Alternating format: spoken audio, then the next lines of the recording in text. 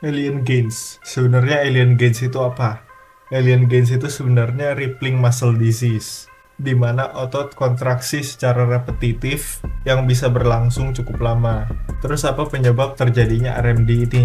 Penyebab utamanya karena ada mutasi genetik yang terjadi, namanya CAF3 gene yang bekerja untuk membuat protein bernama caveolin 3 yang bisa ditemukan di sekitaran sel otot.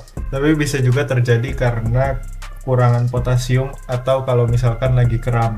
Kemudian kalau misalkan muscle spasm atau muscle rippling ini terjadi cukup lama bisa menjadi sakit atau menjadi kram. Kemudian ini juga bisa mengurangi mobility karena misalkan pada saat stretching ototnya menarik kembali karena kontraksinya yang repetitif. Jadi tidak bisa langsung stretching seperti orang biasa, tapi harus menunggu spasmnya selesai dulu.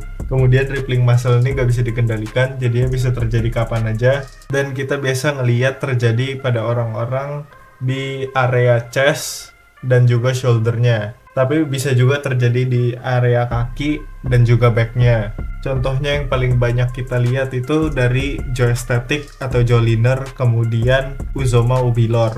Kalau kata Joe Liner sendiri, dia biasanya terjadi lebih sering kalau misalkan kekurangan garam pada tubuhnya. Dan dia juga bilang ini bisa jadi berbahaya karena bisa menyebabkan ototnya robek. Ototnya tidak dapat menyesuaikan gerakannya pada saat bagian turun. Karena pada saat turun seharusnya otot kita ke stretch, tapi karena terjadi muscle rippling tersebut, ototnya kontraksi dan bisa menyebabkan otot robek pada bagian chestnya.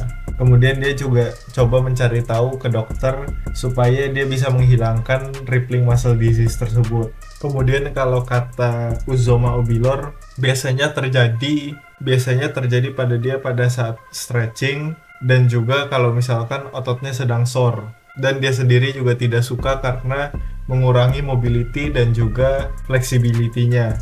RMD ini juga pernah terjadi sama gue sendiri. Jadi kejadian yang gue alami sendiri itu terjadi setelah gue latihan chest dan chest gue masih sangat capek. Pada saat gue coba untuk menggosok bagian punggung gue merasakan ada spasm sedikit di bagian chest gue, tapi terjadi hanya sangat sebentar. Rasanya cukup aneh dan gue sendiri gak tahu kelihatannya bagaimana karena waktu itu gak ada kaca. Kemudian gue mencoba untuk melakukannya lagi, tapi gak pernah berhasil dan gak pernah kejadian lagi.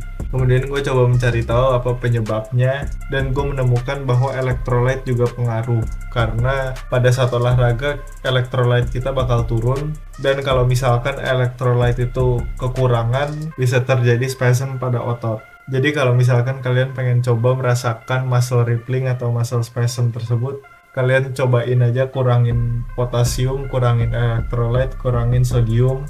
Dan kalau yang gue lihat di TikTok, mereka menjelaskan bisa juga kalian coba flex otot kalian selama mungkin, kemudian langsung di stretch. Walaupun gue pernah coba cara itu, tapi gak pernah terjadi sama gue. Mungkin kalian harus cobain juga dan kasih tahu ke gue kalau misalkan itu benar atau enggak. Dan kita juga harus ingat resiko dan bahaya-bahayanya yang bisa terjadi dari muscle rippling tersebut. Kalau misalkan kalian bisa melakukannya, coba kasih tahu gua gimana caranya.